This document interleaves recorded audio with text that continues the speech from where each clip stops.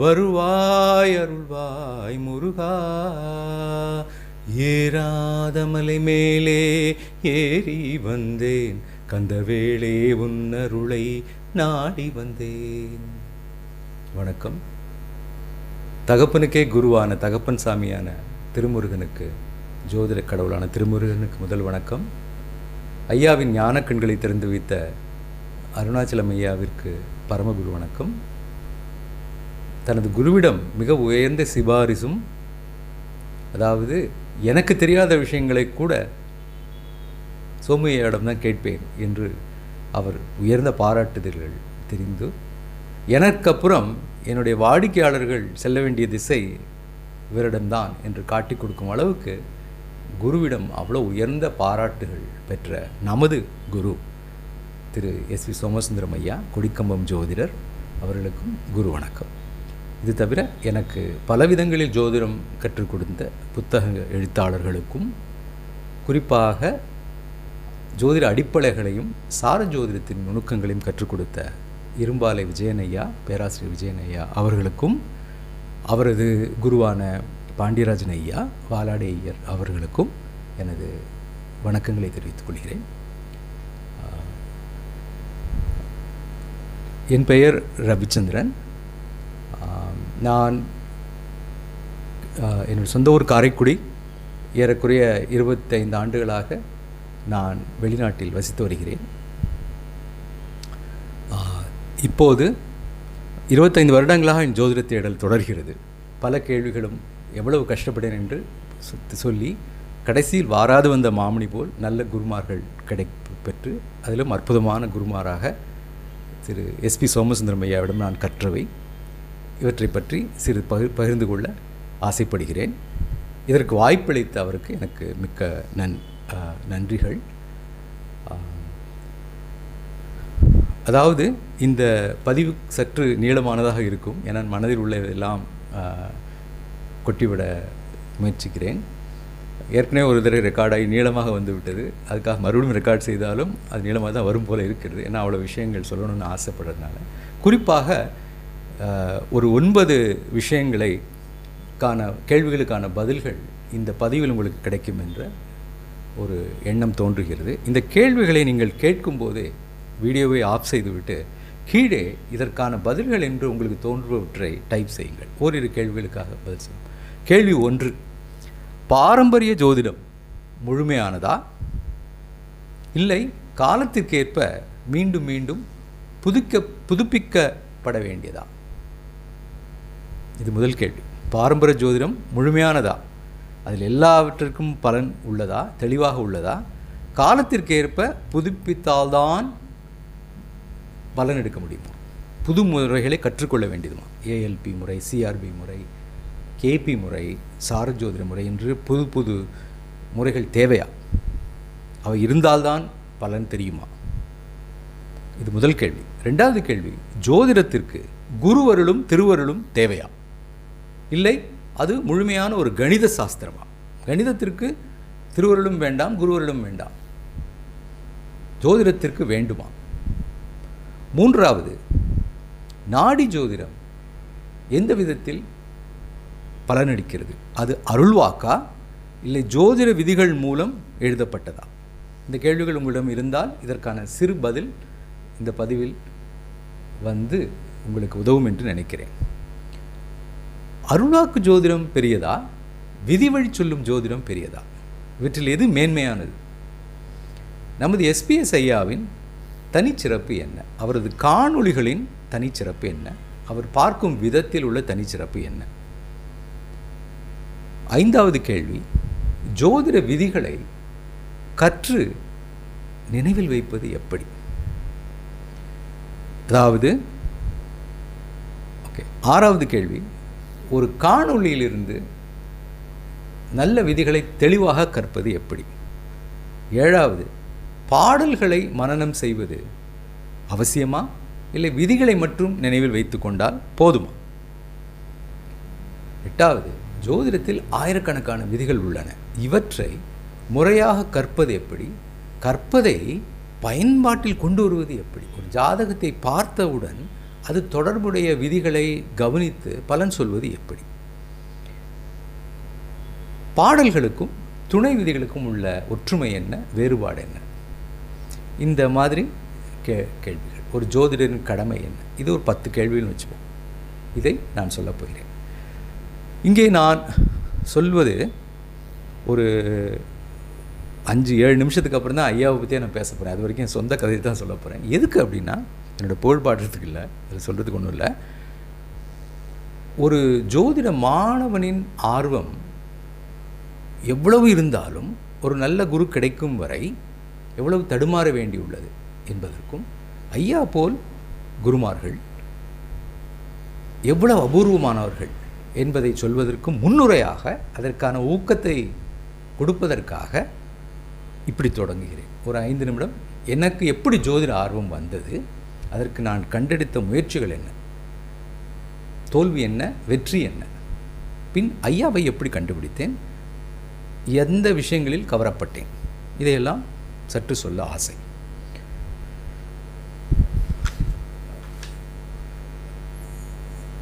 எனக்கு ஜோதிடத்தின் அறிமுகம் என் தாயார் மீனாட்சி அம்மாள் அவர்களால் கிடைத்தது. அவர்களுக்கு எல்லாருடைய பிறந்த நட்சத்திரம், திருமண நாள், குழந்தைகள் எல்லாம் பிறந்தால் ஒரு நட்சத்திரம், ராசி இதெல்லாம் உடனே டைரியில் எழுதி கொள்வார்கள். உறவினர்கள் எழுத்த வீட்டில் யாராவது வந்திருந்தால் கூட அவங்கள்ட்ட என்ன நட்சத்திரம் நீங்கன்னு கேட்பாங்க. அந்த மாதிரி ஒரு பழக்கம் அவங்களுக்கு. ஜாதக கட்டங்கள் போட்டு வைப்பாங்க. ஆனால் அவங்க காலத்தில் ஒரு ஜோதிட அறிவியல் தெரிந்தவர்கள்ட்ட போய் கற்றுக்கிறதுக்கான வாய்ப்புகள் ரொம்ப கம்மி. குடும்ப ஜோதிடம் அப்படிங்கிற புத்தகத்தை வச்சு அதில் உள்ள விதிகளை வச்சு ஏதோ கொஞ்சம் கொஞ்சம் சொல்லிகிட்டே இருப்பாங்க. ஆனால் அவங்களுக்கு அதில் இன்ட்ரெஸ்ட்டு. நான் அறிவியல் படித்து பட்டம் படித்து முடிக்கும் வரை எனக்கு ஜோதிடத்தின் மேல் நம்பிக்கை ஓரளவே இருந்தாலும், அந்த காலத்தில் ஜோதிடம் நம்பகத்தன்மையான, நான் சொல்வது 1980 90களில் நம்பத்தகுந்தமான ஒரு முறையாக தெரிபடவில்லை. அங்கு ஒரு ஜோதிடர், இங்கே ஒரு ஜோதிடர், மிக நல்ல ஜோதிடர், சரியாக சொல்வார் என்று பேர் இருந்தாலும் அவர்களை போய் சந்திக்கக்கூடிய பணம் வருமானம் நமக்கு இருக்காது, நேரம் இருக்காது.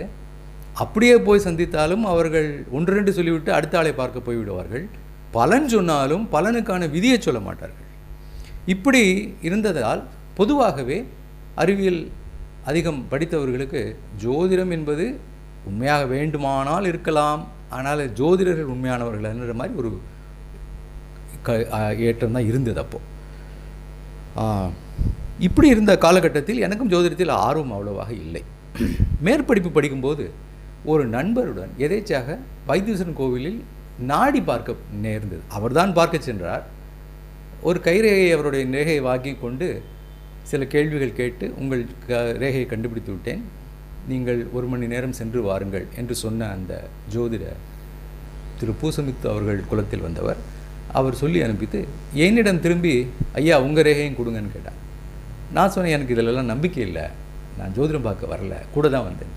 நம்பிக்கை இல்லைன்னு சொல்கிறீங்களா, அப்போ பாருங்களேன் என்றார். எனக்கு அது ரொம்ப ஆச்சரியமாக இருந்து சரி என்று கயிறு விரல் ரேகையை மட்டும் கொடுத்தேன். பிறந்த தேதியை கொடுக்கவில்லை, ஜாதக கட்டம் கொடுக்கவில்லை, எதுவும் சொல்லவில்லை, வருடம் கூட சொல்லவில்லை.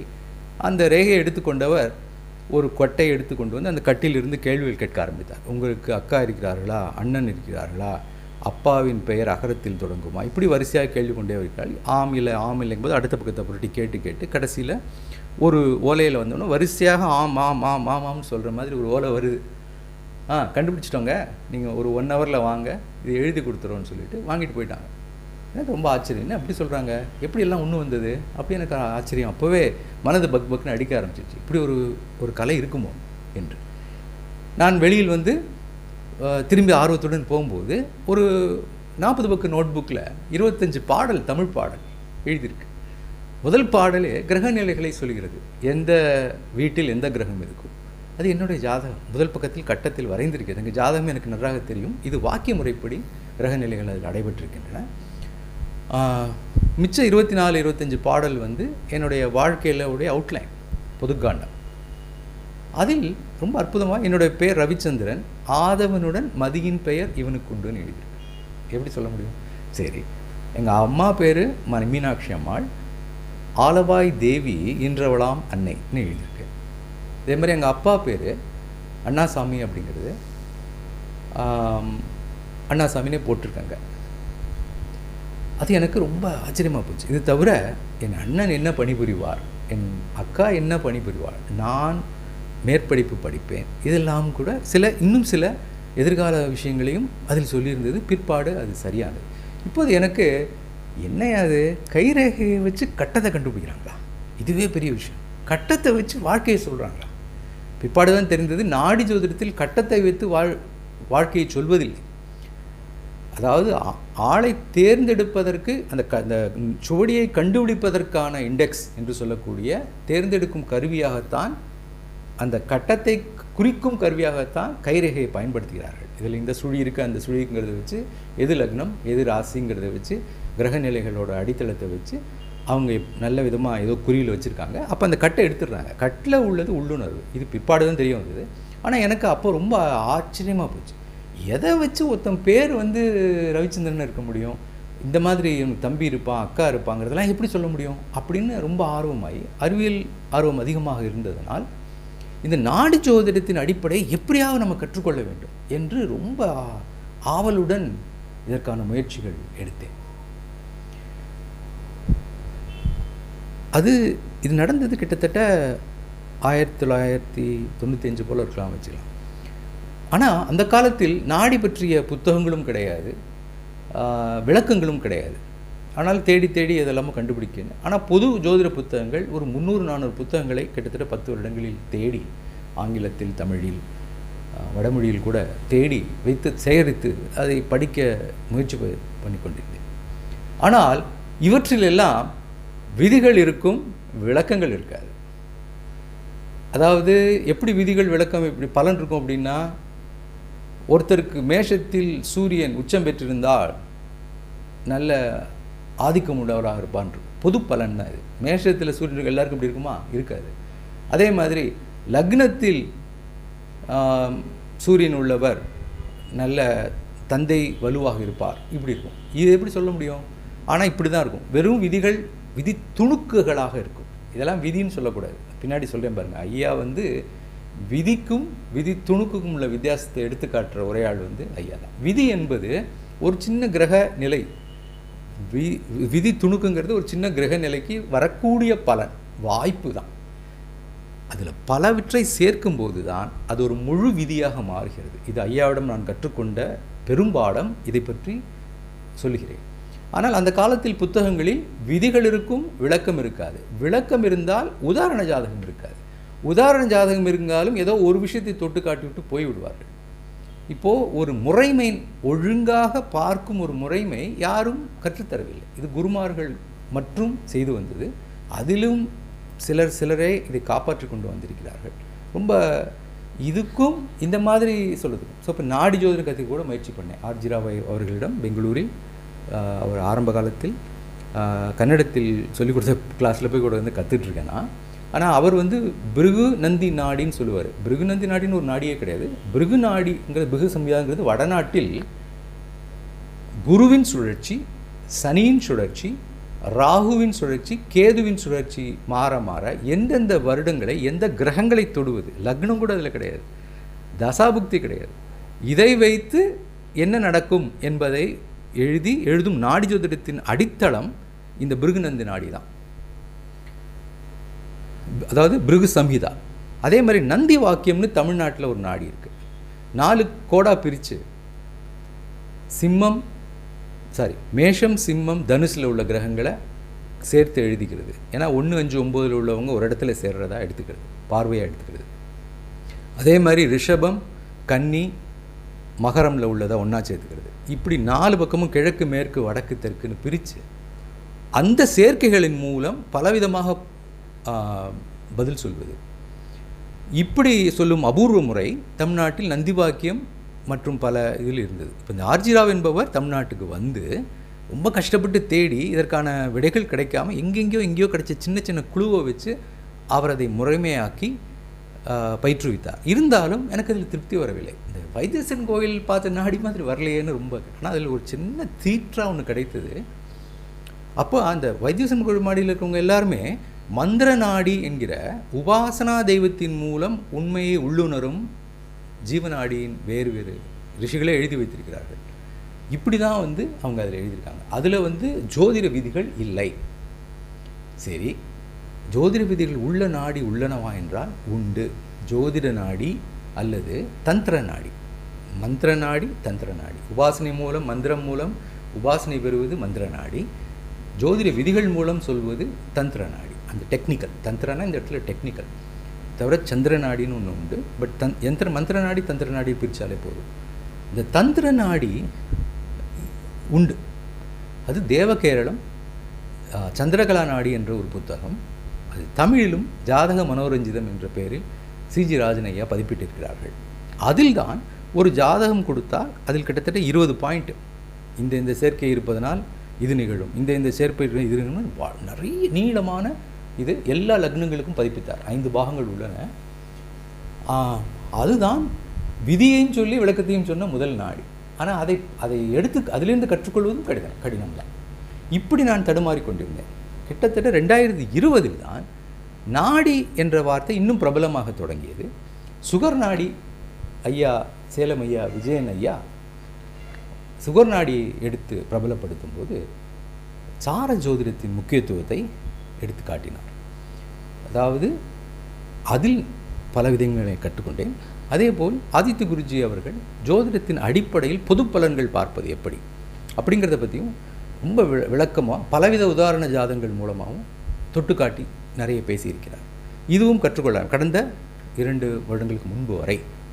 ஆனால் 2 கேள்விகள் என்னை தொந்தரவு செய்ய ஆரம்பித்தன.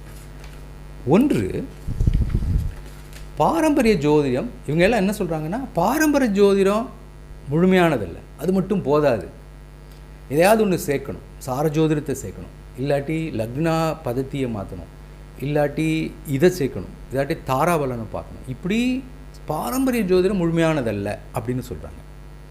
ரெண்டாவது, இவங்களில் யாருமே குருவின் பெயரை சொல்கிறதில்லை, தாமே கண்டுபிடித்ததாக சொல்கிறார். அது கூட தவறில்லை.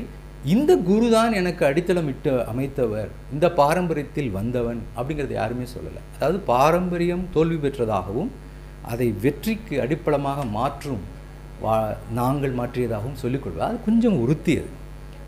என்னன்னா, பாரம்பரியம் குறைபாடு உள்ளதா என்றால் இவ்வளவு காலம் நிலைத்திருக்க முடியுமா? முதல் கேள்வி தான். அதாவது பாரம்பரிய ஜோதி முழுமையானதில்லைன்னு சொல்கிறீங்க, பாரம்பரிய ஜோதிடம் முழுமையானது அல்லாமல் இருந்தால் இவ்வளவு காலம் எப்படி நிலைத்திருக்க முடியும்? சரி, ரெண்டாவது கேள்வி, இன்னும் குருமார்கள்னு சொல்கிறோமே, இந்த ரிஷிகள் எதனை கண்டுபிடித்தார்கள் அப்படின்னு நினச்சி பார்த்தா மலைப்பாக இருக்குது.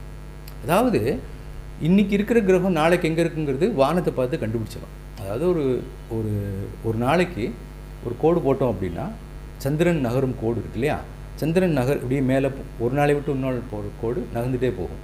இப்போ அதில் தான் கிரகங்களும் பயணிக்கின்றன.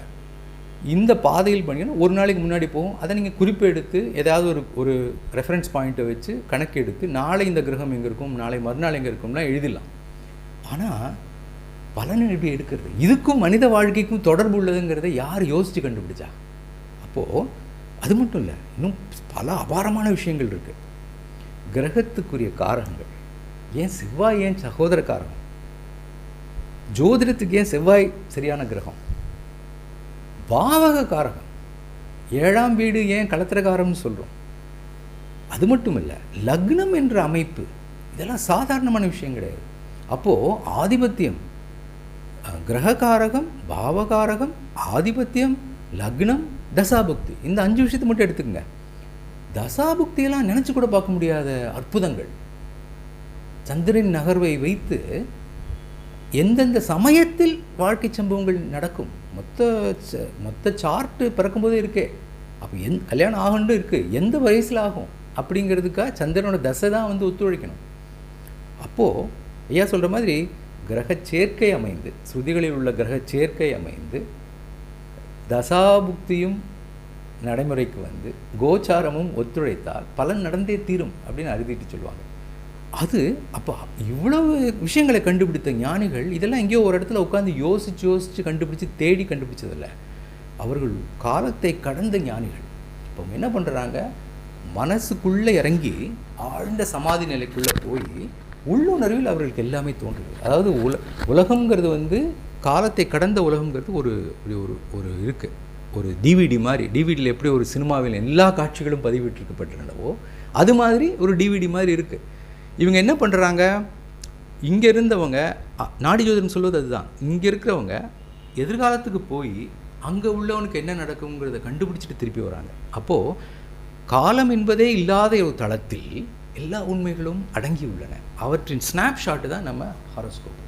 அப்போ அதை தொட முடிந்த ரிஷிகள் இதை எப்படி நம்ம டீகோட் பண்ணுறது, அதை எப்படி விரித்து பார்ப்பது என்பதற்கான நுணுக்கங்களை உள்ளுணர்வில். அப்படின்னா பாரம்பரிய ஜோதிடம் ஏதோ இன்னைக்கு கட்டடக்கலை மாதிரி நேற்றை விட இன்றைக்கி நல்லது, இன்னையை விட நாளைக்கு நல்லதுன்னு உயர்த்தக்கூடியதில்லை. இது தெய்வீக கலை, முழுமையானதாகவே உருவாக்கப்பட்டு முழுமையானதாகவே என்றும் இருக்கிறது. இதை முழுமையாக உணர்ந்து கொள்வது தான் நம்ம கடமையை தவிர, இதில் இங்கே கேப் இருக்குது, அதில் இந்த கேப் இருக்குது, இது இனிமேல் ஒர்க் ஆகாது, பல இதெல்லாம் வேஸ்ட்டு, இந்த விதிகள்லாம் போதாது அப்படின்ற பேச்சே கிடையாது. இப்படி நான் தடுமாறி கொண்டிருக்கும்போது ஒரு நண்பர் ஐயாவின் சேனலை எனக்கு அனுப்பிட்டார். இவ்வாறு ஒரு திருவனந்தபுரத்தில் இருக்கும் நண்பர் ஒரு சேனலை அனுப்பிச்சு, இவ்வாறு பாரம்பரிய மோதிரை பாரம்பரிய முறையில் பார்க்கும் ஒரு அபூர்வ ஜோதிடர் இவரை கவனித்தால் பல விளக்கங்கள் தெரிகிறது என்று எனக்கு சொல்லிக் கொடுத்தார். போய் பார்த்த உடனே கவரப்பட்டேன். ஏன் அப்படின்னா, ஐயாவோட ஒவ்வொரு காணொளி ஒரு முழு பாடத்திட்டம். அப்படின்னா அதுக்கு ஒரு முறைமையின் ஒழுங்கு இருக்கும். இப்போ வந்து ஆரம்பித்தார்னா ஒவ்வொரு என்னுள் நிறைந்து அப்படின்னு திருமுருகன் வணக்கத்தில் ஆரம்பிப்பார். பல்லாயிரக்கணக்கான ஸ்ருதிகளைன்னு அவர் குரு வணக்கம் சொல்லுவார். எனது காணொளிகளை தொடர்ந்து பார்த்து வரும்னு நேர் வணக்கம் சொல்லுவார். சொல்லிவிட்டு ஒரு தலைப்பை சொல்லுவார். அப்புறம் அந்த தலைப்புக்கு பின்புலம், உதாரணமாக தலைப்பு வந்து பலதாரமணம் யாருக்குன்னு இருக்கும். ஆனால் திருமணத்தை பற்றி ஒரு உணர்ச்சி பூர்வமாக நெறிப்பூர்வமாக திருமணம் என்பது எவ்வளோ முக்கியம், நல்ல திருமணம் அமைந்து விட்டால் வாழ்க்கை எவ்வளோ சந்தோஷம், திருமணம் நன்றாக அமையவில்லை என்றால் எவ்வளோ கஷ்டம், ஏன் சிலருக்கு அப்படி இருக்குது, ஏன் சிலருக்கு இப்படி இருக்குது, பொதுவாக அந்த உணர்வை ஊட்டும் நெறிப்படுத்தும் சிந்தனைகளை சொல்லிவிட்டு திருப்பி பலதாரமணத்தை குறிப்பிடும் ஸ்ருதிகள் உண்டா, பாடல்கள் உண்டான்னு சொல்லிட்டு ஒரு உதாரண ஜாதகத்தை போட்டு பாடலை சொல்லி, பாடலை ஒரு முறைக்கு இருமுறை சொல்லி பகுத்து பிரித்து சொல்லி அர்த்தத்தையும் சொல்லி அதை கட்டத்தோடு பொருத்தி சொல்லி பளிச்சுன்னு அதில் எடுத்து காமிப்பார் ஐயா. இது வந்து ரொம்ப அற்புதமாக இருந்தது. அது போகாது, துணை விதிகள் நிறைய சொல்லுவார். அதாவது அபூர்வ சேர்க்கைகளை சொல்பவை பாடல்கள், சொல்லும் சேர்க்கைகளுக்கு பலம் சேர்ப்பவை துணை விதிகள். இரண்டும் சேர்த்தால்தான் ஆணித்தரமாக பலன் எடுக்க முடியுங்கிறத முதல்ல சுட்டி காட்டியது எஸ்பிஎஸ் ஐயா தான். அப்போ பாரம்பரிய ஜோதிடத்திலேயே பல்லாயிரக்கணக்கான விஷயங்களை குறிப்பெடுத்து சொல்வதற்கான நுணுக்கங்கள் இருக்கின்றன. இது முதல்ல தெரிய ஆரம்பிச்சு. இப்போ ஒவ்வொரு இது உடனே நான் அது கிட்டத்தட்ட ஒரு 100 வீடியோக்கு மேலே, ஐயா ஒரு 400 வீடியோ போட்டிருக்காங்க, 100-150 வீடியோக்கு மேலே நான் பார்த்துருப்பேன். ரொம்ப ஆவலாச்சு, நிறைய கற்றுக்க முடிஞ்சது. அப்போது இவரை நேரில் சந்திக்கலாம்னு சொல்லிட்டு இவரை பார்க்க வந்தேன். இப்போ பார்க்க வந்தபோது ஒரு வாரமாக பரமத்துவேலூருக்கு வந்து தங்கி கொண்டு தினம் ஒரு அரை மணி நேரம் 1 மணி நேரம் ஐயாவை பார்க்கும் அபூர்வ சந்தர்ப்பம் கிடைத்தது. பரம்பொருளுக்கு திருமுருகனுக்கு நமஸ்காரம். அப்போது ஐயாவின் சிறப்பு என்று நான் கருதுவது என்ன அப்படின்னு சொல்லி சில விஷயங்களை நான் முதல்ல சொல்லிடுறேன். அப்புறம் ஐயாவிடம் நான் கற்றுக்கொண்ட ஜோதிட நுணுக்கங்கள் என்ன அப்படிங்கிறத வேறொரு வீடியோவில் போடுறேன். ஏன்னா இந்த வீடியோங்கிறது வந்து ஐயா எவ்வளோ அபூர்வமானவர், அவரை நான் கண்டடைந்தது பல ஜோதிட மாணவர்கள் கஷ்டப்படும் போது நல்லவர் யார், நல்ல விதமாக முறைமையாக சொல்பவர் யார் என்று நான் ஏன் நினைக்கிறேன் என்று சொல்வதுதான் இந்த வீடியோவோடது. அடுத்த வீடியோவில் ஐயாவிடம் நான் கற்றுக்கொண்ட ஜோதிட நுணுக்கங்கள், அவரோட காணொளிகளிலிருந்து கற்றுக்கொள்வது எப்படிங்கிறத அடுத்த வீடியோவில் நான் சொல்ல விரும்புகிறேன். சரி, ஐயாவோட சிறப்பு ஒன்று, பாரம்பரிய ஜோதிடத்தை சரியாக உணர்ந்து 35 வருடமாக தொடர்ந்து சொல்லும் ஞானமுள்ள ஜோதிட ஞானி. அதாவது பாரம்பரிய ஜோதிடத்தை முழுமையாக உணர்ந்து, அதாவது இதை 35 வருடம் ஆட்களுக்கு சொல்லி சரிபார்த்து பெயர் பெற்ற ஒரு ஞானமுள்ள ஜோதிடர். இரண்டாவது, குருவிடம் பணிந்து கற்றவர். அப்படின்னா குருவுக்கு தெரிஞ்ச எல்லாத்தையும் காதில் வாங்கி கொண்டவர். பிறகு அதிலிருந்து விருத்தி செய்து விரித்து உணர்ந்தவர். மூணாவது, பாடல்களை பொறுத்து தெரிந்தவர், இன்றும் கற்றுக்கொண்டிருப்பவர். ஐயா காலையில் 5 மணிக்கு ஐயாவோட ஒரு நாளை கேட்டிங்கன்னா ரொம்ப ஆச்சரியமாக இருக்கும். எனக்கு ஆச்சரியமாக இருக்குது. காலையில் 9 மணிக்கு அவருடைய ஆஃபீஸுக்கு போனால் ஆஃபீஸில் உதவிக்கு யாரும் இல்லை, இவர் தான் உதவி. அவரே வந்து பூட்டை திறக்கிறாரு. அதுக்குள்ளே ஒரு 10 பேர் வெயிட் பண்ணிகிட்ருக்காங்க. அக்கம் பக்கத்தில் வெளியூர்லேருந்து, சென்னை, இந்த கரூர், சேலம், நிறைய ஊர்லேருந்து வராங்க. தூத்துக்குடி, திருநெல்வேலியிலேருந்துலாம் வராங்க. ஒரு 10 பேர் உட்காந்துருக்காங்க, அப்பாயின்மெண்ட் வாங்கியிருக்காங்க ஏற்கனவே. அவங்க முன்னாடி வந்து வெயிட் பண்ணிகிட்ருக்காங்க. இவர் வந்த உடனே கதவை திறந்துட்டு இவர் தான் டோக்கன் கொடுக்குறாரு. ஒவ்வொருத்தருக்காக பலன் சொல்லிட்டு வர்றாரு. ஒரு 20 நிமிஷம் 30 நிமிஷம் ஒவ்வொருத்தருக்கும் சொல்கிறாரு. காலையில் 9 மணிக்கு ஆரம்பித்தா சாயங்காலம் 7 மணி வரைக்கும் இடைவிடாமல் சொல்லிகிட்ருக்காரு. நடுவில் சாப்பிட்றதுக்கு அரை மணி நேரம் எடுத்துக்கிறாரு. சரி, 7 மணிக்கு முடிக்கிறாரானா 8 மணிக்கு மறுபடியும் ஆன்லைன் கன்சல்டேஷன் வருது. அதுவும் ஒரு பணியாக செஞ்சிட்ருக்காரு. காலையில் 5 மணிக்கு எழுந்து ஒரு புத்தகத்தை எடுத்து பாடல்கள் கற்றுட்ருக்காரு. அவர் என்ன சொல்கிறார் அப்படின்னா, புது புது பாடல்கள், புது புது விதிகளை கற்றுக்கொள்ளும்போது அடுத்த நாளே அது எனக்கு ஜோதிடம் பார்க்க வரும். அதைத்தான் நான் காணொலியாக போடுவேன். ஒரு முறை வந்ததை மறுபடியும் போடக்கூடாது என்பதை ஒரு வைராக்கியமாக வைத்துக் கொள்கிறேன் என்று சொல்லியிருக்கிறார். இது ரொம்ப அற்புதமான உழைப்பாளி, கடும் உழைப்பாளி. இந்த வயதிலும் உழைக்கிறார். துணை விதிகளின் மூலம் பலம் சேர்க்கும் முதல் ஜோதிடர். அதாவது ஒரு கோணத்தில் பார்ப்பது மட்டுமல்லாமல் பல்வேறு கோணங்கள், லக்னத்திலிருந்து பார், ராசியிலிருந்து பார், லக்னாதிபதியிலிருந்து பார், தசாநாதரிலிருந்து பார். இப்படி பார்க்கும்போது அப்புறம் ஒரு உதாரணம் சொல்கிறேன். ஒரு பெண்மணிக்கு ஒரு தசையில் கணவனிடமிருந்து பிரிவு வருங்கிறத அந்த பெண்மணியுடைய ஜாதகத்தில் தெரியுது. சந்திர லக்னத்தை வச்சு பார்க்கும்போது அது கன்ஃபார்ம் ஆகுது. ஆனால் அந்த பெண்மணியின் கணவன் லக்னத்தை வச்சு பார்க்கும்போது, பின்னாடி இதை அடுத்த காணொலியில் பார்ப்போம், கணவனுடைய லக்னத்திலேருந்து பார்க்கும்போது அது கணவனின் மறைவுங்கிறது தெரியுது. இது ஒரு அற்புதம், அற்புதம் இது. அதாவது 3 கோணங்களும் ஒன்றையே திரும்ப திரும்ப சொல்லுவாய் அல்ல. லக்னம் என்பது நீ பார்க்க போகும் ஒரு சம்பவத்தை எடுத்து காட்டுவது. சந்திர லக்னம் என்பது அது உன் மனதின் மேல் ஏற்படுத்த போகும் பாதிப்பை சொல்லி காட்டுகிறது. கணவனுடைய லக்னம் என்பது கணவன் அதில் அவனுக்குரிய கர்மா என்ன, கணவனோட ஜாதகம் இல்லை, இவங்க ஜாதகத்தில் 7ஆம் இடத்தை கணவன் லக்னமாக போடும்போது கணவன் இதிலேருந்து தப்பிப்பானா இல்லையாங்கிறது கணவன் லக்னம். இப்போ 3 சேரணும். உதாரணமாக இந்த பெண்ணு பிரிவுன்னு இருக்குது, ஆனால் மனது ரொம்ப பாதிக்காதுன்னு இருந்தால் அப்பாடா தப்பிச்சோன்ற மாதிரி பிரிவாக இருக்கும். ஆனால் மனது ரொம்ப பாதிக்கப்படுது, கணவனும் நோய்வாய்ப்பட்டு இறப்பான்னு இருக்குது, 6-8 தொடர்பு வருது கணவன் லக்னத்துக்குன்னா, அப்போ கட்டாயமாக இதுதான் ஒரு உதாரணம் சொல்கிறேன். இது மாதிரி விஷயங்கள் பார்க்கும்போது தான் காணொலிகள்லேருந்து நமக்கு உள்ளுணர்வுலேருந்து வருது நமக்கு. இப்போ இந்த 3 ஆங்கிளில் பார்க்கும்போது அந்த அந்த அறுதியிட்டு கூற முடிகிறது. எந்த ஒரு விதியாலும், விதி துணுக்காலும் இதெல்லாம் சொல்ல முடியாது. வெறும் நீங்கள் பார்வை, நோக்கு, திருக்பலம்னு ஒன்றை வச்சு சொல்ல முடியாது. காம்ப்ளிகேட்டடாக ஒரு விதி இருக்கணும். இதை பற்றி பேசுவோம் நம்ம.